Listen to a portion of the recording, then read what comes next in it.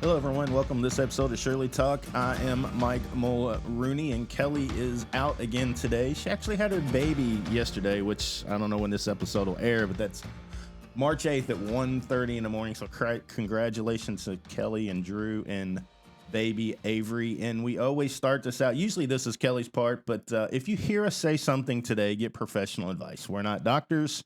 We're not tax accountants. We're not attorneys. Please get professional advice. And before we start, one of our sponsors today, if you haven't bought a house in today's market, get a hold of Miss Maria Woosley at Stockyards Bank. She's been a sponsor of ours for some time now.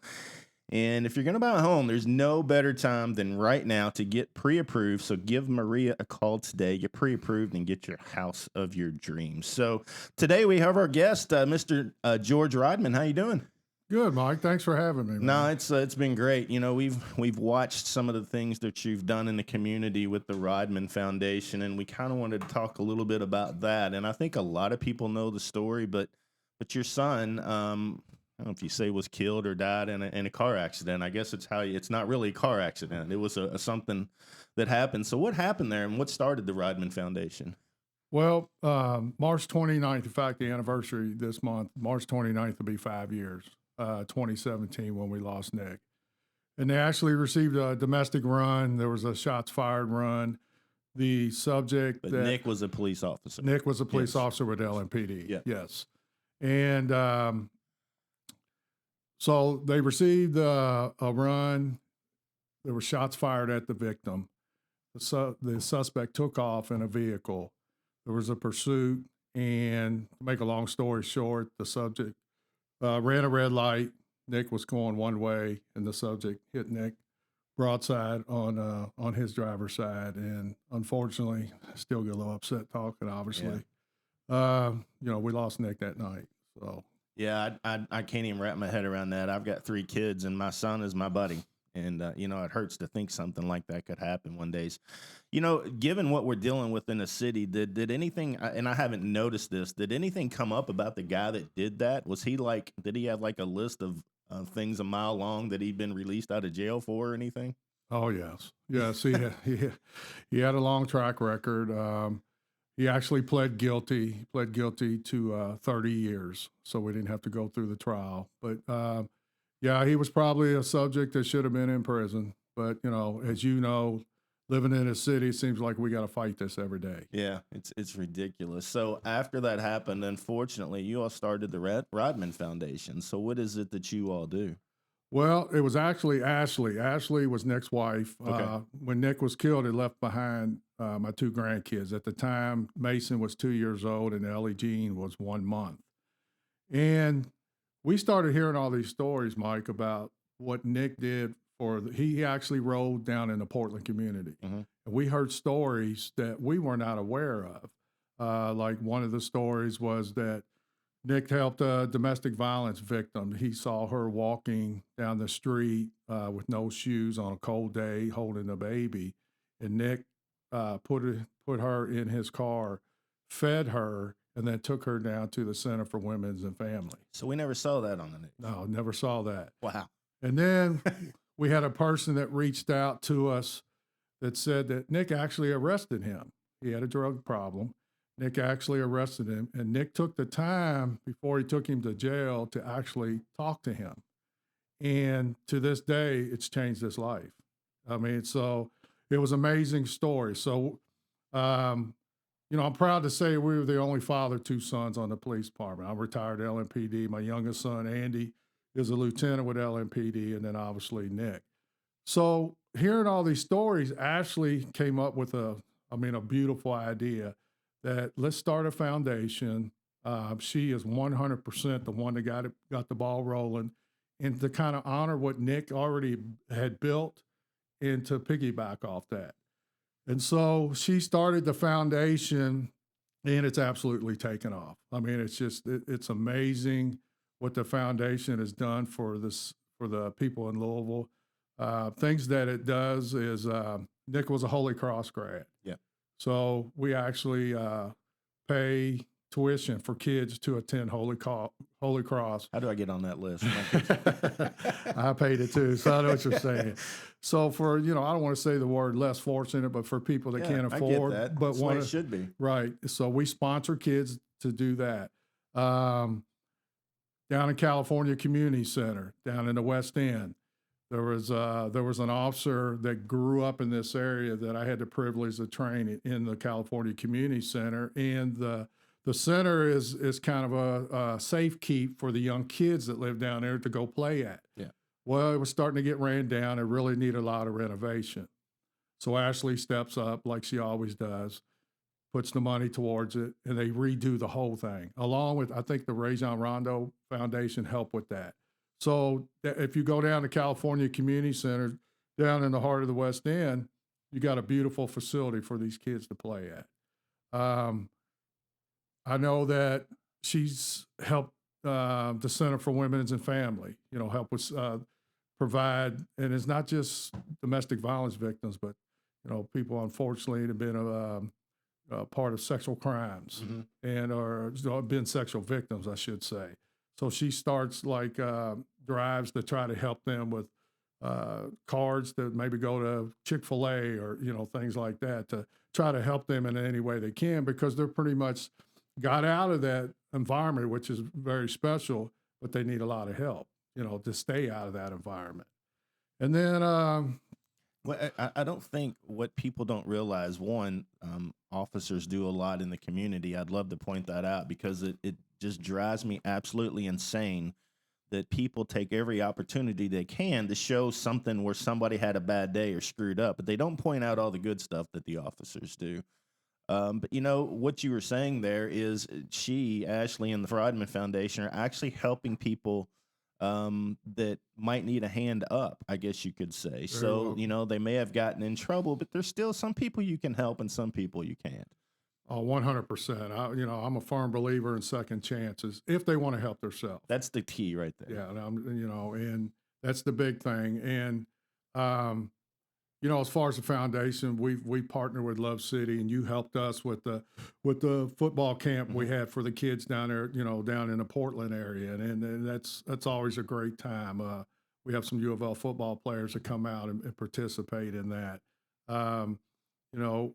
One of our biggest fundraisers is the Nick Rodman Legacy Foundation Golf Scramble. And we have it at It's like a 2-day thing, isn't it, or something like that? Yeah, well, it's a 1-day thing, but we actually have 2 flights because 2 tee-offs, because we have like 260 golfers. It's like the biggest scramble in the city of Louisville, I was told.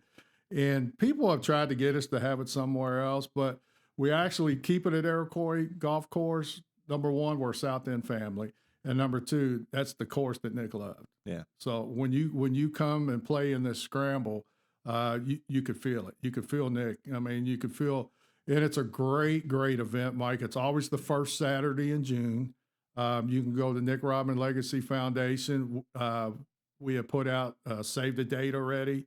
And then here, probably in the next couple of weeks, the registration will go out. And I'll be honest with you, if you don't register early, you won't get a spot. Well, I was going to say, I thought it was 2 days, but I knew you had 2 sessions. Right. But you might want to tell your Coy to start booking that extra day, because I got a feeling you could probably have 4 tee-off sessions in a weekend, which would be pretty incredible. Kind of make it a golf marathon. Yeah, that's probably a good idea, because we actually have to turn people away. Yeah. So, and we hate to do that, but we have a tremendous amount of volunteers that come up, and running Shirley's way, it's not like the scrambles on Saturday and you get everything ready on Friday. No. Man, you work constantly to work on that. It's months. Sometimes some of the things you do can take months. And anyway, I think we sponsored that. If not, we'll definitely put a sponsorship in on that this year. Yeah, I remember y'all sponsoring a hole and stuff like that. Yeah, it's just so it's hard and it's gut wrenching every day that we lost Nick. Nick was my oldest, and tough one. Yeah. I can't even imagine. Yeah. Knowing he's out there trying, and that's the myth. Too many people wake up and think cops are out there to get people, and they're not. There's so many, and there's bad ones. I mean, we got bad stuff everywhere, but there's so many more good ones that are out there because they want to make a change in the community. You see officers handing kids teddy bears and stuff like this every now and then when they decide to cover it. And and that's a great thing that you brought up, because I remember one of the stories also at Nick's funeral was it was from his partner. Mm-hmm. Nick always stopped at like Speedway or Kroger or something in the summer and bought the popsicles, and would go to the areas that he rode in and hand them out to kids. See, and exactly like you said, we didn't know those stories, but I'm very fortunate too, because my last 6 years on LMPD, I was an instructor in our academy, in our police academy. And I was fortunate enough to train probably 500 plus kids on our department. And you're exactly right, Mike. 99.9% of them are just unbelievable people. They are. Unbelievable people. And we're very, very fortunate to have them. Yeah, they get involved because they've grown up seeing officers over the years, and it's a highly respected position that doesn't show the good side of the officers half the time. It's just disgusting to me. So yeah, that's unfortunately sometimes the 1% is media driven. I do say though that I think the media is trying to do a better job with that, to get out and show. So. And social media has really helped. Since LMPD now has a social media page and all, and I think a lot more people are starting to see the positive. I've always said, if you've got a negative thing to say about officers or firemen or whatever, ride with them for a week.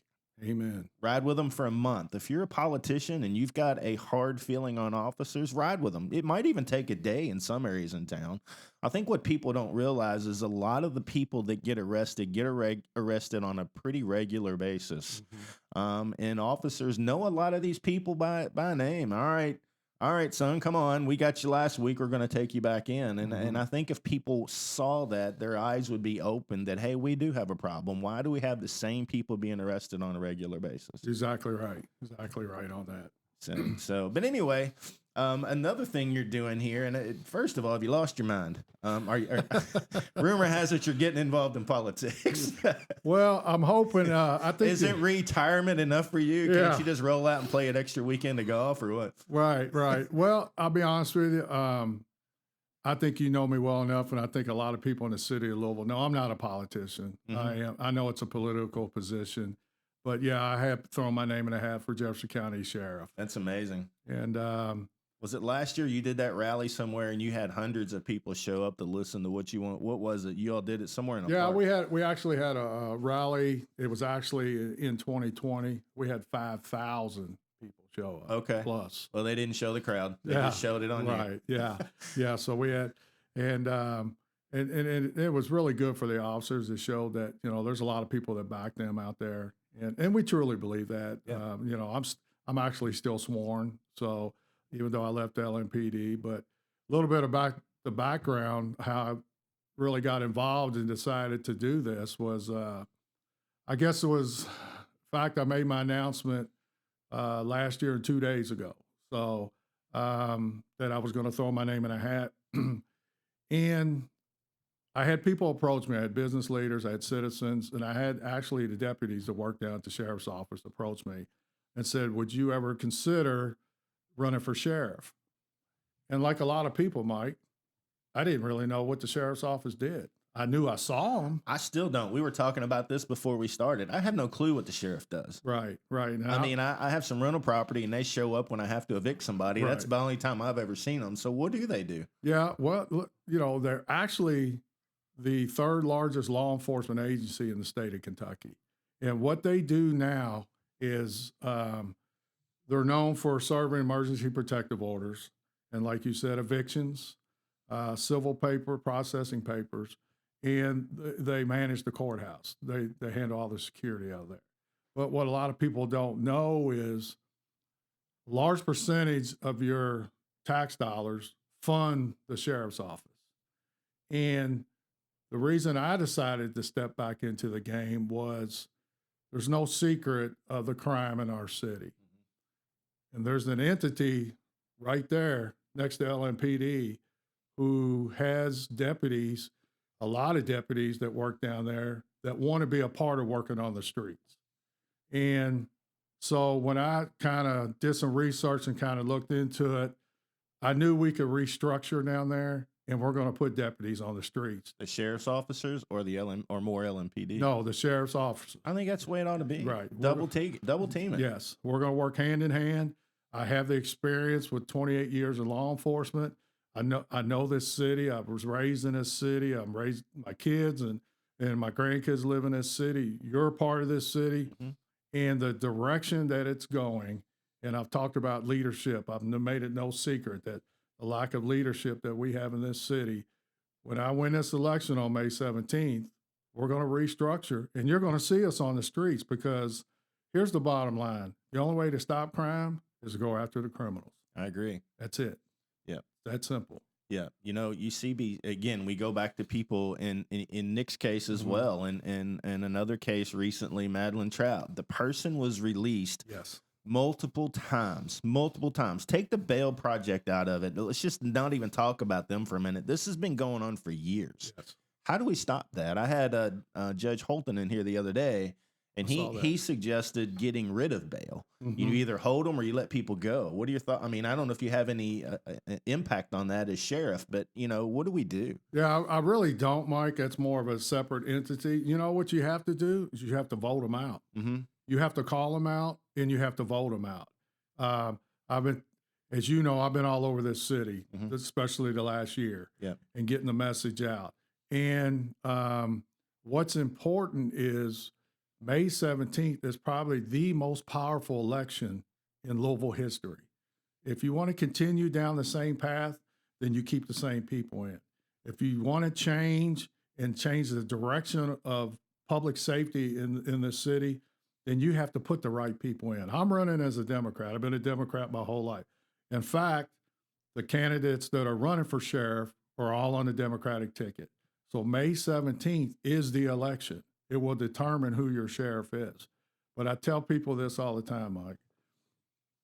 When it comes to public safety, you have to put the right person in place. It doesn't matter their party alliance, okay? Because unfortunately, if you're a victim of a crime, the person that robs you, carjacks you, assaults you, or whatever they do, break in your home, they don't ask you if you're a Democrat or Republican. They don't care. They don't care. No. They don't care. And I personally don't care either. Right. I want to find the right person that's going to do the job. I'm sick and tired of Democrat and Republican lines drawn. Amen. And we got to find people that's going to do the right thing for the community. Everybody's going to have their beliefs, but it boils down who's going to do the right thing, because it's sad that we live in a town where my daughter started driving last year, and I had a friend, somebody put a gun to their daughter's head and told her to get out of her car and stole her car. She's still not right. No. So every time my daughter drives away, I have that in my head. I'm not worried about her doing anything dumb. I'm not worried about an accident. Well, I am a little bit. I'm worried about these people that might pull up behind her, trap her, and she's very naive. So how do we get to that point? But I really think if a person has a long rap sheet, at what point do we say enough's enough? Exactly. I'm all for rehabilitating people, but what do we do? I mean, at some point, people have proven that they can't act correctly in society. Right. So, well, there's a big difference between rehabilitation and violent criminals. Mm-hmm. That's the thing. The thing that's going on in this city, the shootings and the carjackings, those are violent people. Yeah. And they're young people too. Very young. We know the same car dealership. Yeah. He got hit 4 or 5 cars last year, and they were done by 14-year-olds. Yes. My son is 13. I can't imagine him going out stealing a car. Right. And, and I have a kind of a unique perspective on these homicides. Obviously, homicides are, again, on record pace for Louisville. And I've talked to victims or parents, and I know what they're going through by losing a child. It doesn't matter, how they lost them or why they lost them. Yep. I know what they're going through. You're empathetic with them. Right. I mean, you have a young kid at a bus stop to go to school. I mean, you got, down in Nulu a couple of days ago, eating in a restaurant, 4 people shot on a drive-by. That was this weekend, wasn't it? Yeah. It's insane. I can't imagine sitting there enjoying some dinner and then boom, a drive. I've watched the show Boys in the Hood. Yeah. Same thing. It's just crazy how cars just pull up and start mowing people down. Oh, Mike, I'm telling you, I tell people this all the time. We truly, truly need to get our head out of the sand because it doesn't matter what part of the city you live in anymore. I mean, it doesn't. I mean, they found, a 17-year-old dead at EP Tom Sawyer Park, 3 days ago. So it doesn't matter.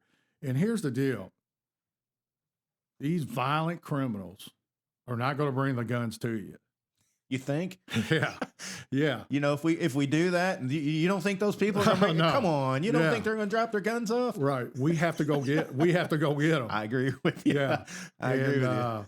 Right now, because of a lack of leadership, LMPD right now is a reactive police department instead of a proactive. Now, do I think the pendulum's swinging a little bit? A little bit. But they've been made to look like horrible people over the past few years. And if I was an officer, I'd be scared to pull somebody over just because you don't know how it's going to turn out. Exactly right. I mean, they're probably on pins and needles to even try to apprehend somebody. They're like, I don't want to be on the 6 o'clock news and put in jail. I'm just not going to do anything. Exactly right. But to fix that is you put somebody in place, like a mayor, like a me at the sheriff's office, and if they go out and they do the right thing and everything was by the book and they textbook and all that, you back them. You just come right out and say you back them. Now, if it's wrong, and you can ask the kids that I train, you hold them accountable.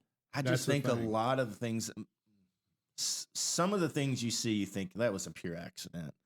Why are we holding this person accountable? I don't care who you are, unless you're a highly trained, and I'm not taking away anything from LNPD, but if you are the only people I would think would be able to handle every situation is a highly trained special forces operative like a Navy SEAL or a Ranger.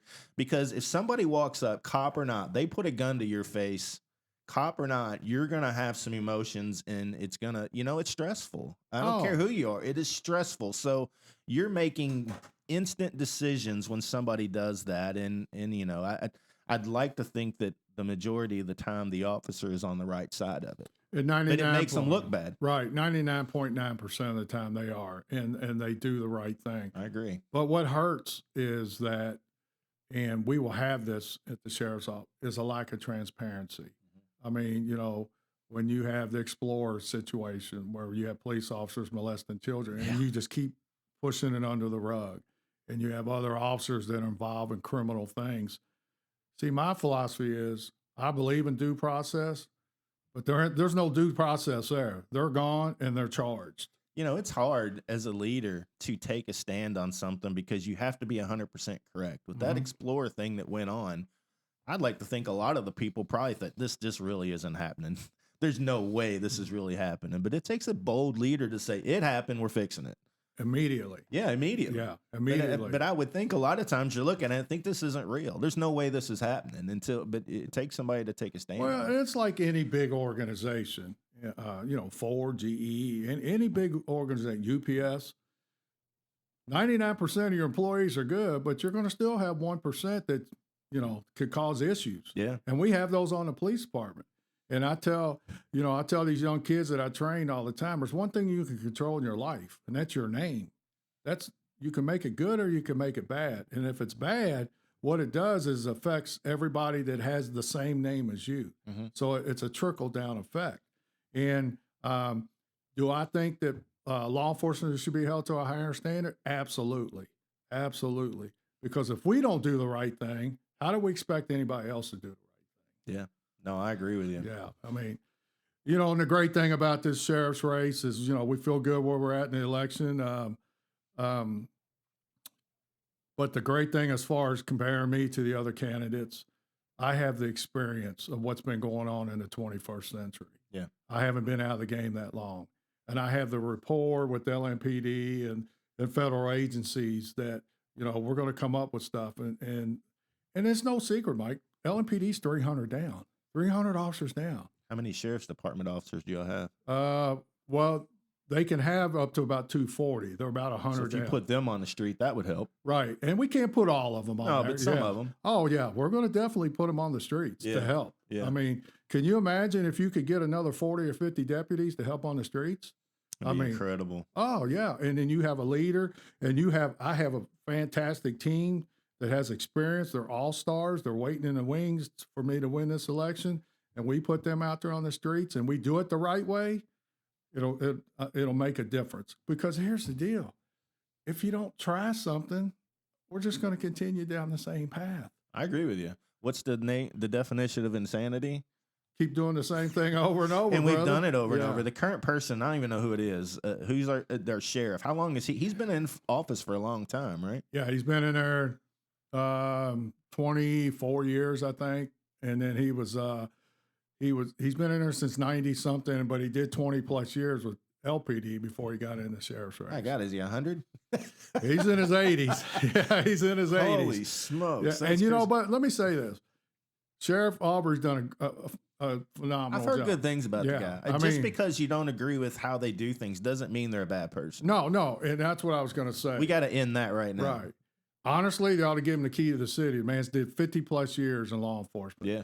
But when I say it's time for new stuff. They need updated training. They need updated technology.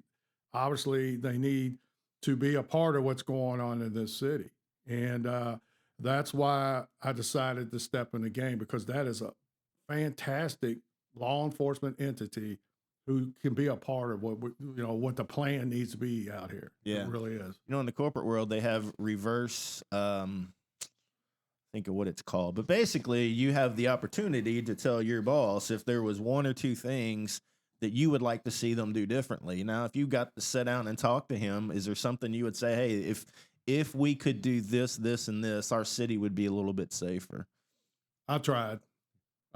Yeah. Are you talking about with the current? Yeah, I'm just saying, what would you do? What would one thing be? Like I said, I think all politicians ought to be required to ride with law enforcement to see what they deal with every day. Yeah. If there's one or two things that we could do in the city right now, what would that be? Well, one of the biggest things is, and I've been doing this, is we have to communicate where the problems are. Okay, you can't just change something to a different name and write a check. Yeah. We have to be out there on the streets. Money doesn't just magically fix exactly things. Right. Exactly right. And you have to go to I've been really making it a point to talk to the pastors. They have a big impact. They know a lot that's going on in these cities and all over the city. And I've met with numerous who are backing me in my campaign, because you know what they tell me, Mike? There's not too many people that actually called them, knocked on their door and say, hey, I need your help. It's okay to ask for help. Yeah. Bishop Kelsey, he's a big, backing of me. And he is, he's well known in Louisville. And I reached out to him. He's a retired LMPD officer. So you think he knows about public safety? 100%. So I reached out to him, and then I said, what do we need to do to sit down and try to solve this problem? And he had other pastors that came and listened.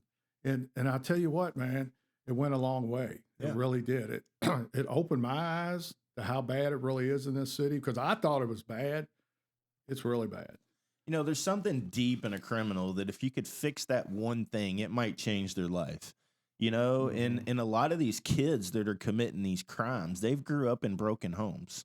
What do we do with some of these kids or these people, just repeat offenders? Because I really believe a lot of them aren't bad people. They just make horrible decisions. I mean, do we need to build a rehab facility where we send these kids to where they can actually learn? Because I spent some time in an elementary school down in California neighborhood. Right. And I know for a fact that a lot of these kids in these neighborhoods, a lot of them don't even have a home to go to. They might go to the home of the innocents. They'll stay with their grandma one week. They may be their auntie the other week. And, they don't have a stable home. They don't know if they're going to eat. Right. I mean, is there a place somewhere that we can maybe send some of these kids or the people to maybe get them on the right path? Yeah. We need safe havens. That's what I call them. Because my background before I got on the police department, I was actually a recreation director for Metro Parks.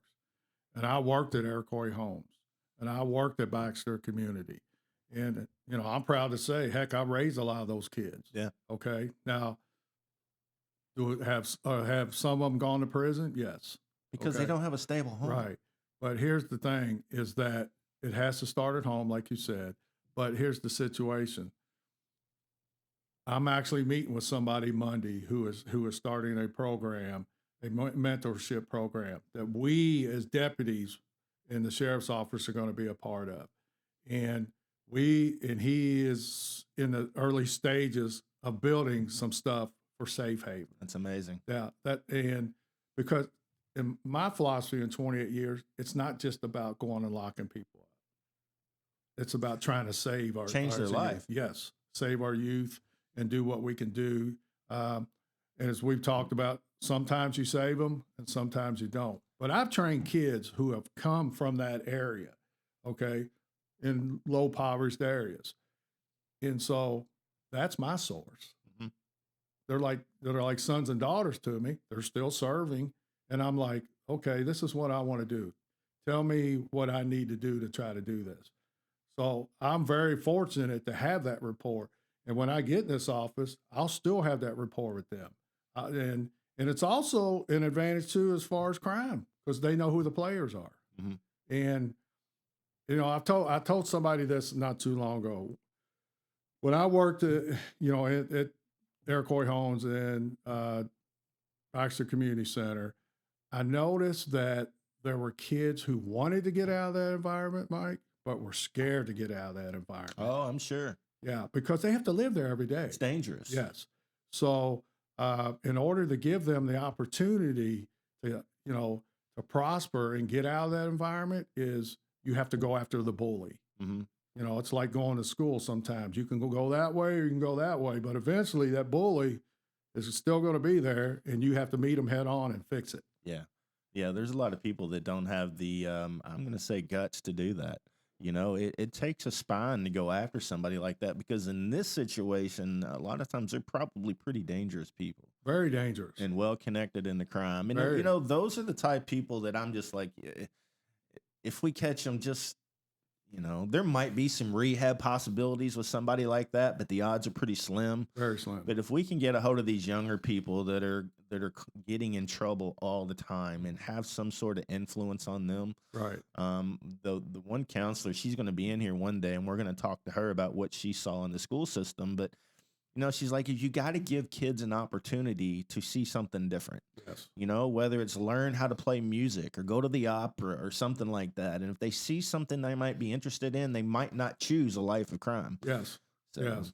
And, and I believe in we were talking about rehab and stuff. And I think in everyone's life, there's probably one or two people who drug issues have affected their family. Mm-hmm. I mean, it's happened to mine. Oh, yeah. I mean, so directly related to something like that.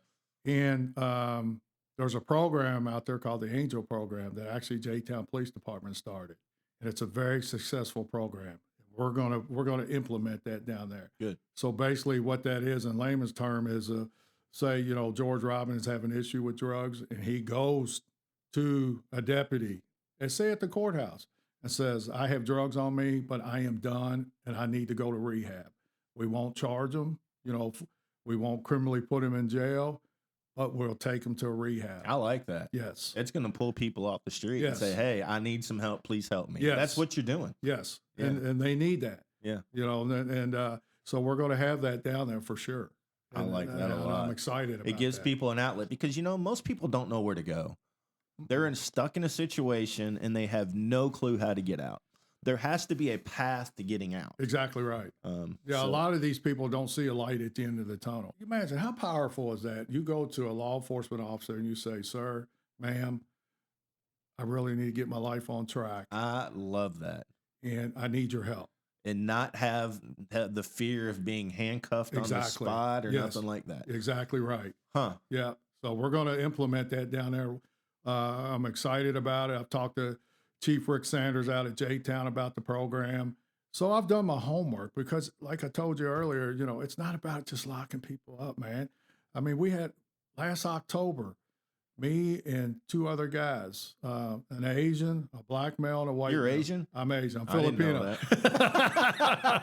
I've been in the Philippines a couple times, man. I love it there. I didn't know that. Yeah. Never even thought to ask. Yeah.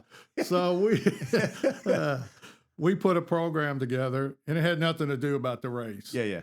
And you might have heard about it, but it was called Cooking for the Community. We fed 600 and had a coat drive for 600 homeless people. That's awesome. And the reason I brought that up was because one of the people in teams that showed up was Coach Davenport and Bellarmine. They just showed up to help. It was down in Portland area. So you give people the opportunity to do something good, they're going to be there. Man, I get more satisfaction out of doing that, obviously, than I do just putting handcuffs on somebody. Well, yeah. I mean, and we have an opportunity to do that. We're in a position where we could do that and make a difference. Well, I think that should be the message, and I've talked to Tony about this because I know he's involved in the community stuff in LMPD, and that's kind of his mission. I've been trying to get him on here, but he can't get off on Wednesdays. But to really talk about the empathetic, compassionate things that officers like to do, no officer, most of them, you're going to have those ones that I can't wait to lock somebody up, you know, but the majority, they want to sit and talk to you and figure out why you fell in hard times and how can you help? Oh, so much so. Yeah. So much so. It makes their job easier too. Well, yeah. I mean, they don't want to, no officer wants to walk out and worry about getting shot every day. I mean, there's nothing better. I remember when I rode in the West End, I was with a training officer, and, you know, I don't want to sound like an old fogey, but back in the, late 90s, is that he knew everybody lived in those houses. He could say, Miss Johnson lives here, Miss Jones lives there. Yeah. And the problem is, the reason we have gotten away from that is, number one, they're so short, police officers. They don't have time to interact with the public anymore. And number two, that means they can't get out of their cars. We will start a downtown area patrol where we will have people on foot walking around. Heck, I'll be down there on riding foot. bikes. At one time, y'all had a bicycle down there. Yeah, we'll be out on bikes. Yeah. I want the public to see us and us be approachable. Yeah. And that, to me, that's what starts the dialogue then. That angel program to me just got me. Good. To have somebody that's struggling walk up to an officer and feel safe doing that, that's incredible. Yeah, we're excited about that. Wow, I really do like that because there's so many people, like I said, don't know where to turn, and giving them that outlet's pretty cool. Well, and I have what they call CIT training, crisis intervention training, to deal with the mentally ill. Yeah. Well, my guys and gals are going to be trained in the same thing also. Yeah. To deal with that. There's so many agencies that have reached out, that autistic organizations have reached out that they want to do some training for our deputies and for all of us when I become in office, and that's what it should be about. Well, Shirley's Way is highly involved in gaming, charitable gaming raffles, and we're actually pushing the Gaming Commission in Kentucky to help change some laws to help us raise more money. And the second faction of Shirley's Way that I had envisioned is helping kids in the cities. And I'd love to be part of that once y'all get things rolling. If we can bring in some money to help out. But again, we do this all the time. Let's throw some money at it, hope it fixes itself. Elon Musk said it great a while back. I don't know if you saw what they did. Somebody on Twitter tagged him and said, he's the richest guy in the world. Why doesn't he do something for hunger? He said, I'll write a check tomorrow to end hunger if you show me the plan to end hunger. Very good. You can write as many checks as you want, but unless you got a plan to fix the problem, it's not going away. Exactly right. I mean, it just cracks me up. Budgets get increased all the time to fix a problem, but nothing changes because nobody has a plan. Exactly right. And I've been preaching that for the last year. You can't just write a check. Doesn't help anything. No, it doesn't. I mean, so what? They got more money in their bank account. So what's the plan with the money? What are you going to do? Yeah. And that's the thing. I've done my homework. I've reached out to people I think are prevalent in trying to help the less fortunate and the people that have drug issues and anybody that needs help, with the crime. So we're ready to go. We're excited about it, and we think we can really, really make an impact in this city. Has any of the other leaders ever reached out to these pastors and say, can you help us? Like you said, you've done already. Has that been done before? I've heard it has. I don't know. But here's the difference between, I guess, me and, say, someone that's running for mayor or somebody that is a mayor or somebody that's a state rep or a senator or whatever. I'm about public safety, even though it does involve an election. So I would highly suggest if they haven't done that, because it's been very eye-opening to me. And it's been very rewarding to sit down with them. And you know what you find out, Mike, is that we pretty much have the same common ideas. I think everybody does. You Black, really do. white, Exactly. Filipino. We've Right. all wanted to be safe. We want to enjoy our families Right. and not worry about being hurt. And I Exactly think right. everybody has those same concepts. Yeah, you really have the same ideas, you know, and I've really I don't know what the word is, but have really became friends with a lot of these pastors now. Win or lose, I feel like they're a friend of mine. Yeah. You know, and that's really been really rewarding when it comes to that. But I guarantee you, they could look at you and say, all right, little Jimmy, he got in trouble yesterday for selling drugs, but his mom and dad have both been in prison for 3 years. Mm-hmm. He stays with his aunt, you know, like he has no life.